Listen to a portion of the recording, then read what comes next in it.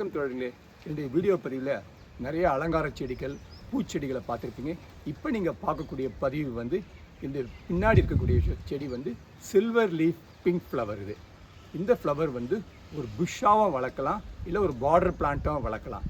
இந்த பிளான்ட் வந்து நன்றாக வறட்சியை தாங்கக்கூடிய ஒரு செடி. இந்த சில்வர் லீஃப் செடி வந்து பார்த்திங்கன்னா இலை வந்து மைல்டு சில்வர் கலர்லையும் லைட் க்ரீன் கலர்லையும் இருக்கும். பூக்கள் வந்து சின்ன சின்ன பூவாக அழகிய பிங்க் கலரில் இருக்கும். வருஷத்துக்கு 5 முறை இந்த செடி பூத்துக்கிட்டே இருக்கும். பூக்கும்போது பார்த்திங்கன்னா ஃபுல் ப்ளூமாக எல்லா கடைகளிலிருந்தும் பூக்கள் இருக்கும். அப்போ இந்த பூக்கள் வரும்போது நிறைய தேனீக்களும் நீங்கள் பார்க்கலாம். ஒரு சில தேனீக்களும் வந்து விடிய காலையில் நிறைய அந்த பூ மேலே வந்து உட்காரும். சில்வர் லீஃப் ஃப்ளவர் நீங்கள் பார்த்துட்டே வரும்போது ஒரு சில மற்ற செடிகளும் பார்க்கலாம். நீங்கள் இங்கே பார்க்கக்கூடிய செடி வந்து ஒரு கனகாம்பரம், க்ரொசாண்ட்ரான்னு சொல்லுவாங்க இங்கிலீஷில். இதுதான் அந்த விதை. இது இயற்கையில் காற்று மூலமாக அந்த விதை விழுந்து இந்த செடி இதுக்கு மேலேயும் வளர்ந்துருச்சு. இதில் இருக்க நிறைய விதைகள் கூட கீழே விழுந்தால் இது ஒரு கனகாம்பரம் செடியாக வளர்ந்துடும். அப்படியே நீங்கள் இந்த சில்வர் லீஃப் பிளான்ட்டுக்குள்ளே நீங்கள் பார்க்கக்கூடிய இன்னொரு செடி இல்லை மரம்னு சொல்லலாம். இது பக்கத்து வீட்டிலேருந்து வந்த விதையில் விழுந்திருக்கு.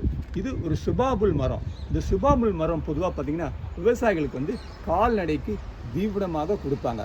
இந்த செடியை வந்து நம்ம இங்கே வளர்க்கக்கூடாது. இதை நம்ம வெட்டி எடுத்திங்கன்னா தான் இந்த செடி, இந்த சில்வர் லீஃப் செடியோட வளர்ச்சி வந்து பாதிக்காது. இந்த சில்வர் லீஃப் செடியில் கீழ்ப்பகுதியில் பார்த்தீங்கன்னா ஒரு வாரமாக தொடர்ந்து பூத்ததால் அதில் காஞ்சி பூலாம் அதில் கூட விழுந்திருக்கு.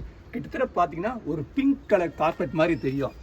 அந்த செடி கீழே பார்த்தீங்கன்னா ஒரு பறவை மூலமாக ஒரு மஞ்சனத்தி மரமும் மெதுவாக வளர்ந்துக்கிட்டு இருக்கு. இந்த மஞ்சனத்தி மரத்தை வந்து கொஞ்சம் நம்ம வெட்டி வெளியே எடுத்துடணும். இந்த சில்வர் லீஃப் பிளான்ட்டை வந்து நீங்கள் உங்கள் இடத்துக்கு ஏற்ற மாதிரி வளர்க்கலாம். இட வசதியெல்லாம் சின்ன தொட்டியில் கூட அழகாக புஷ்ஷாக வளர்க்கலாம். வசதி இருந்துச்சுன்னா, நமக்கு இடம் கூட நிறையா இருந்துச்சுன்னா அதை புஷ் பிளான்ட்டாகவும் வளர்க்கலாம், இல்லை பார்டர் காப்பிலும் வளர்க்கலாம். நான் முதல்ல சொன்ன மாதிரி இது ஒரு எளிமையான வளர்க்கக்கூடிய செடி. வருஷத்துக்கு ஒரு 5 to 6 முறை வந்து 2 மாதத்தோட பூத்துக்கிட்டே இருந்து வீட்டுக்கு அழகு சேர்க்கும்.